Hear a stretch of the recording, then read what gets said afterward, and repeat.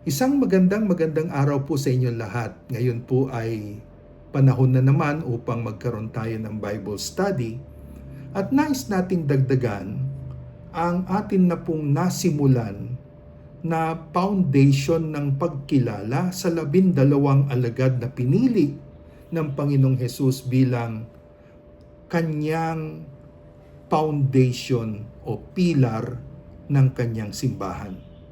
Kung papaanong sa Old Testament, there were 12 sons of Jacob na naging simula ng 12 tribes ng Israel bilang chosen people of God. Tayo naman palagi nating sinasabi ang ating simbahan ay one, holy, Catholic, and apostolic. Sapagkat ang atin pong foundation ay mula sa Panginoong Hesus, 12 pinili niyang alagad. Last time, we had the chance to know more about Judas Thaddeus. So ngayon po, ang nahuhuli sa series ay si Judas Iscariot, ang nagkanulo sa Panginoon, ang pinakamahiwaga sa mga pinili ng Panginoon. Bakit kaya siya pinili sa gitna ng lahat?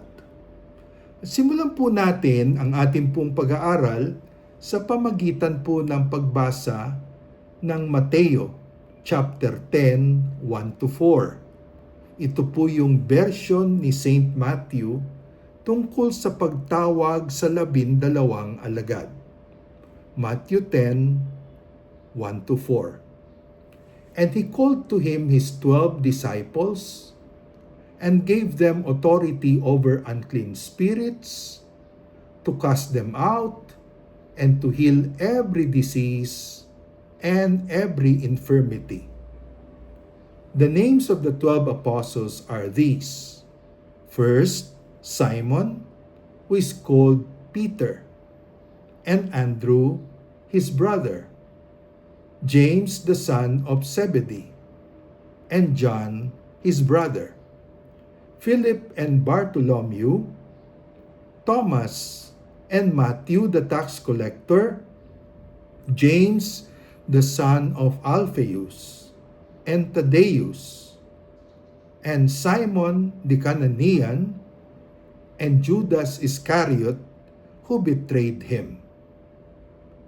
Matthew chapter 10, verse 1-4, mula po sa version ng RSV, Revised Standard Version. Kung titignan po natin, isa sa mga observable na mga bagay sa gospel is that pwedeng magkaiba-iba yung order ng mga pangalan ng mga alagad according to the four gospels. Pero itong si Judas Iscariot is always mentioned on the 12th slot. Siya palagi ang nasa huli ng listahan. And probably it is because Judas Iscariot, son of Simon from Keriot, was known to be the betrayer of the Lord. Siya po ang nagkanulo sa Panginoon for 30 pieces of silver. Siya ay isang mahiwagang karakter sa 12 alagad.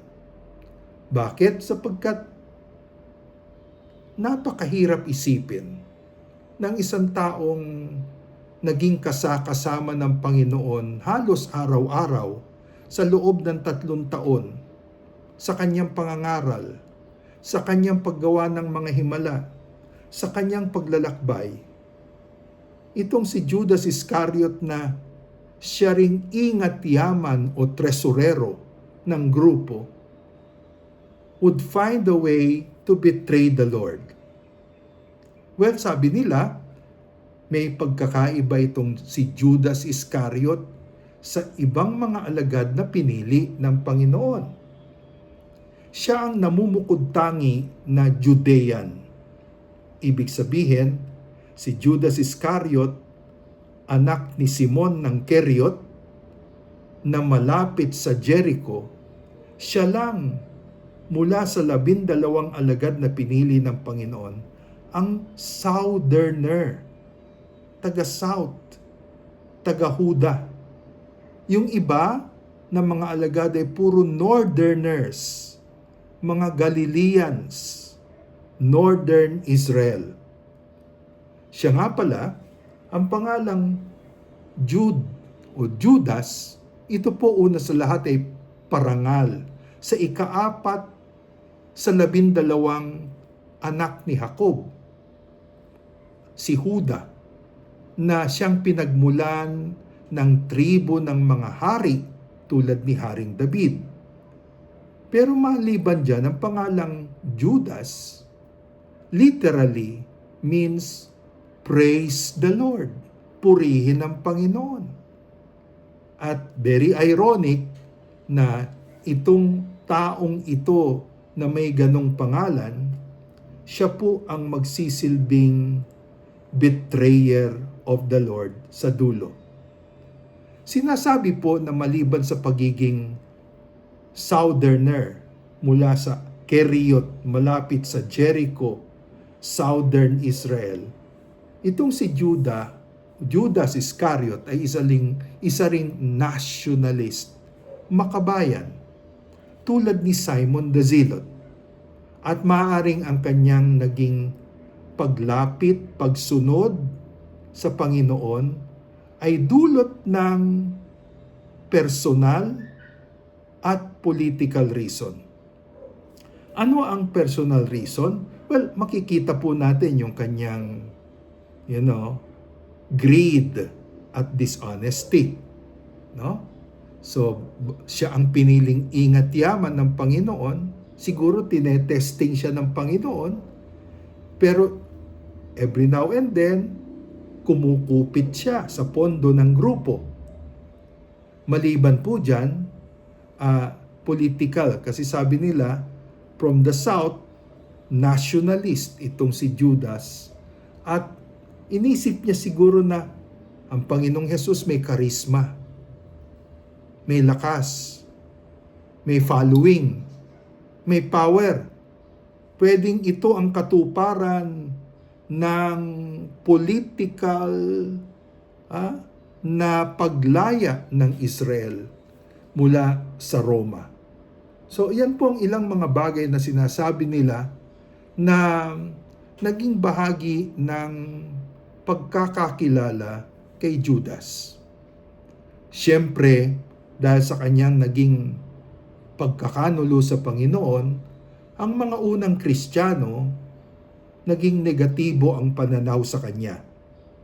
In fact, ang Italianong si Dante Alighieri, na nagsulat ng Inferno, inilarawan niya si Judas bilang isa doon sa mga nandun sa kalalim-laliman ng Inferno, kasama ni Brutus at Cassius na pumaslang kay Julius Caesar. Kung titignan po natin ang relationship ni Judas at ang Panginoong Hesus, makikita natin na si Judas, therefore, from the very beginning, ay mayroong mga misgivings tungkol sa Panginoon. Nagbabakasakali na baka ito yung hinahanap nilang liberator ng Israel. He believed that Jesus was hesitant, afraid to assert his power.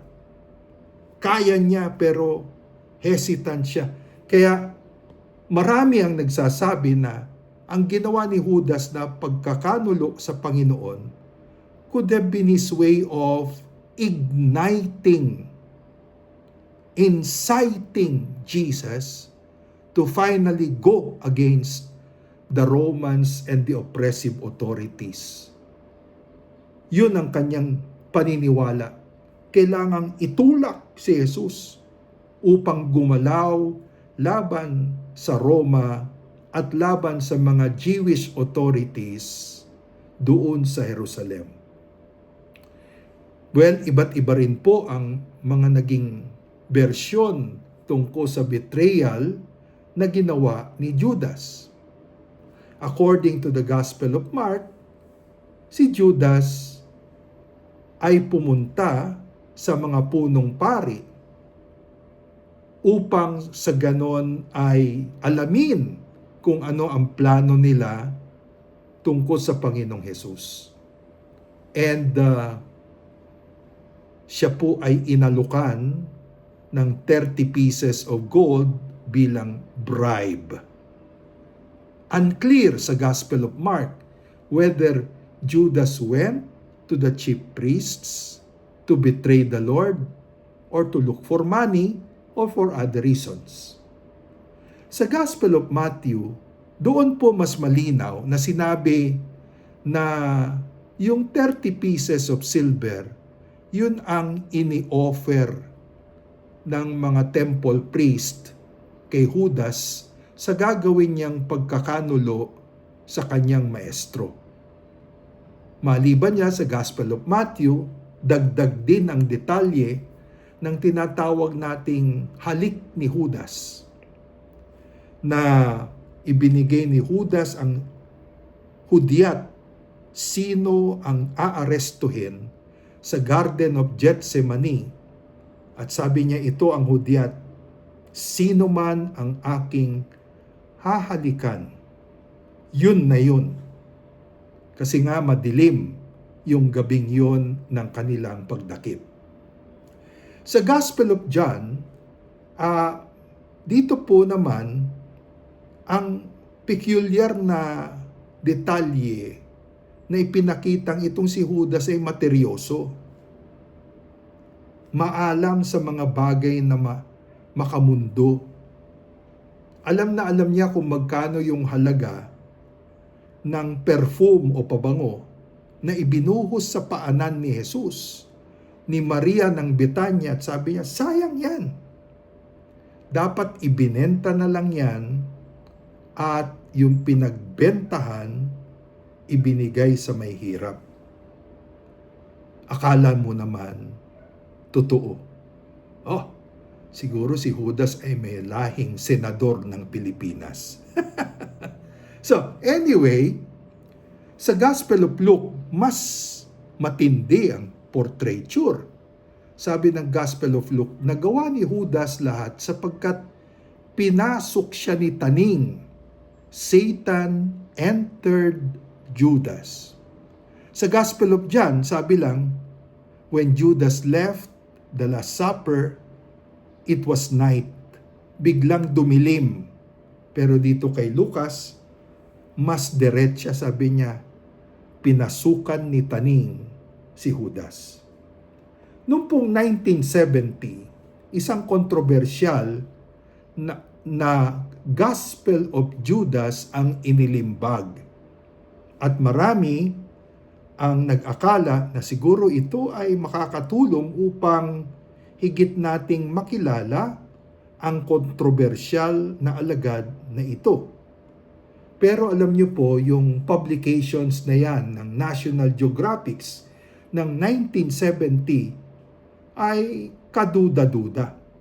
Sapagkat ito po ay base sa isang manuscript na nakita sa Egypt, no? At sinasabi na ito naman ay malayo na ang panahon ng pagkakasulat mula sa kapanahunan ng Panginoong Hesus. Therefore, unreliable yung mga detalye. Kaya nga po, nananatiling misteryoso ang tunay na katayuan, personalidad ni Judas. Nananatiling enigmatic. Hindi rin natin alam kung papaano siya talagang namatay. Makikita natin mamaya na dalawa ang tradisyon ng kanyang kamatayan.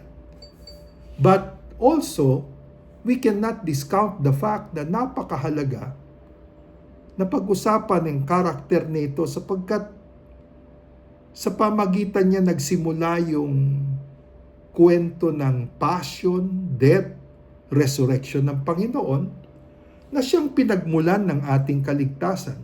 Kaya nga ang tanong ng iba, ano kaya ang nangyari kung wala si Judas? Paano ililigtas ni Jesus ang tao? Paano magkakaroon ng crucifixion? Malaking tanong. Kaya nga po, enigmatic itong taong ito. Talking about his death, sabi ko nga, meron pong dalawang tradisyon ng kamatayan ni Judas. Una, yung Matthew 27, 7-8, sinasabi doon na pagkadakip sa Panginoong Hesus, nagkaroon ng remorse itong si Judas, bumalik sa templo, pilit na ibinabalik yung 30 piraso na pilak. Pero ayaw tanggapin ng mga pari sapagkat ito'y blood money, kaya't ito'y kanyang itinapon, isinabog, at later on ginamit naman upang bilhin ang potter's field, yung lupa kung saan tinatambak ang mga basag-basag na mga bote, basag-basag na mga jar, pottery, at ito'y ginawang libingan ng mga foreigners na namamatay sa Jerusalem. Field of blood. Yun po ang kwento ng Matthew 27 verse 7-8, at sabi pagkatapos noon, walang magawa si Judas, nagbigti. Pero iba naman po ng kaunti ang version ng Acts 1, 16-20. Sabi sa Acts 1, 16-20, nabuhay pa si Judas. Pagkatapos ng kamatayan at muling pagkabuhay ng Panginoon, nabuhay pa si Judas. Bumili ng field kung saan siya namuhay. Ang pangalan nga ng field na yan ay Akeldama, Field of Blood, sa Acts 1, 16-20. At sinabing, doon nagsaka, doon nabuhay si Judas, hanggang sa naaksidente siya at nakita na lang na bumagsak siya mula sa mataas na bahagi, maaring puno, at sumabog ang kanyang mga bituka. Alin sa dalawang yan ang tunay na kwento ng kamatayan ni Judas, hindi po natin alam. Well, anyway, the important thing is, ano ang take away dito po sa kwento ni Judas Iscariote? Kung pinili siya ng Panginoon, naging kasangkapan sa kwento ng passion, meron ding mga leksyon na pwedeng pulutin mula sa trahedya ng kanyang buhay. Number 1, God never prejudges. Hindi po nagpre-prejudge ang Panginoon. Hindi po humahatol agad ang Panginoon. There is no such thing as predestination before God. No? Pinili ni Jesus si Judas sa gitna ng pagkakaalam niya kung sino si Judas. Binigyan niya ito ng oportunidad. Sabi nga ng mga scholars, Jesus' decision to take Judas into the fellowship was a faith adventure. Pumusta si Jesus para kay Judas. God never prejudges. Pero pangalawa, connected to that, God never prejudges, pero ang grasya ng Diyos ay hindi rin naman automatic. No? Ang grasya ng Diyos ay hindi rin naman automatic. Maraming grasya ang binigay kay Judas. Na siya'y bahagi ng 12, na siya ay naging ingat yaman, bagamat siya lang ang taga-south. Siya ay nag-travel kasama ng Panginoon. Nakita niya, close range ang Panginoon. Saksi siya. Yet, Sa gitna ng lahat ng yon, Judas never had a share in the Spirit of Jesus. Malayo ang kanyang loob kay Jesus. Kaya nga, hindi porket ikaw ay malapit kay Jesus, taong simbahan, palasimba, nakababad sa simbahan, hindi porket ganun ka, automatic na. No. God's grace is never automatic. Number 3, kung tayo po'y pinapaboran ng Diyos, dapat we must discern. Para saan? Ang daming binigay na pabor ang Panginoon kay Judas. Bagamat meron siyang struggle against greed, dishonesty, pinagbigyan siya ng Panginoon. Isinama siya sa 12.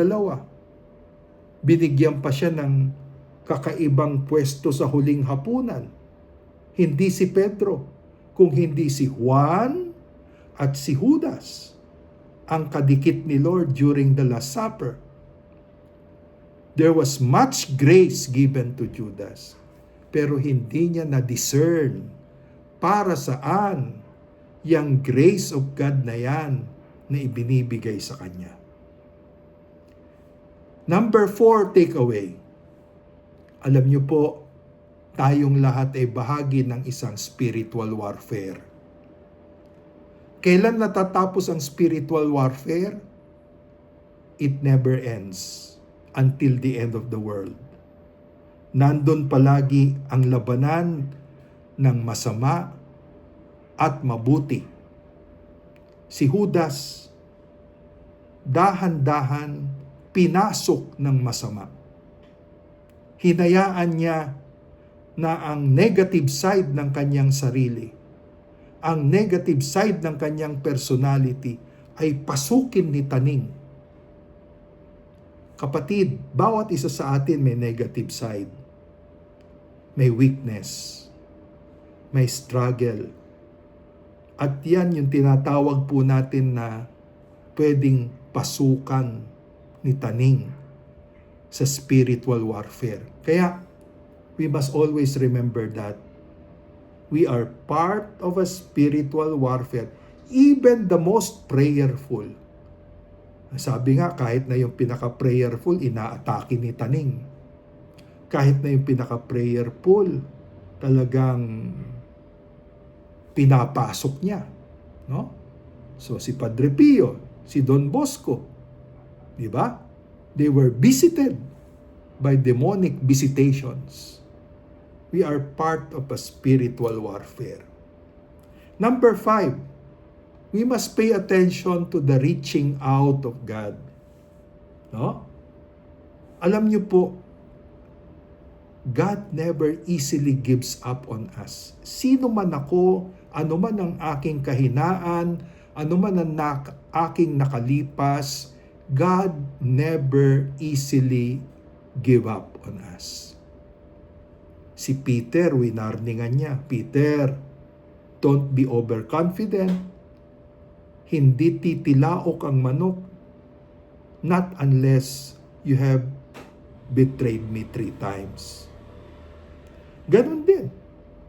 Dito kay Judas, nagpaparinig ang Panginoon. Sabi niya, ako'y nalulungkot sapagkat sa gabing ito, isa sa inyo ang magkakanulo sa akin. Isa sa inyo. Oh? Isa-isa pa sila sabi, ako ba Lord? Ako ba? Diba? Is it I, Lord? Oh. Parinig. Parinig pa rin, sabi ng Panginoon. Sino man yung sasawsaw ng tinapay kasabay ko, yan yun. Parinig din yun. Jesus was trying to reach out. Pero yung nga, hindi po nagbigay ng atensyon si Judas sa reaching out ng Panginoon. We must be more open to the signs and the signals of God trying to reach out to us. Pang-anim na takeaway. Take care of what you know. Judas had a lot about Jesus. Alam niya kung saan tumatambay. Alam niya yung Garden of Gethsemane. Alam niya yung kuweba kung saan tumatambay si Lord. Alam niya. Oh? At doon, ginamit yung kaalaman niya, kinurap yung kaalaman niya para sa masama. Ganon din po sa atin. No? Many times, there are many things that we know about life, about other people. We have to be careful what to do with what we know. And, of course, final point ko po dito po sa kwento ni Judas, beyond remorse, be humble for forgiveness. Beyond remorse. May remorse si Judas, nagsisi siya eh. Kaya lang problema niya, nagsisi siya, pero hindi niya makuhang buksan ang sarili sa pagpapatawad. Beyond remorse, we must be humble for forgiveness. Doon, naging very important ang experience ni Peter. Peter had remorse and Peter was open to forgiveness. O kapatid, yan po ang ilan sa mga bagay na pwede nating maintindihan, mapagnilayan mula sa kwento ng misteryosong Judas. At sana ito'y makatulong upang sa ating sariling spiritual walk, makita rin natin nasaan tayo sa ating mga struggles. Nobody is perfect. But remember, from the story of Judas, God does not prejudge. And God continues to reach out. Sana sa dalawang puntos na yon, maging aware tayo sa ating buhay. God bless all of us, and God bless you. In the name of the Father, the Son, and the Holy Spirit. Amen.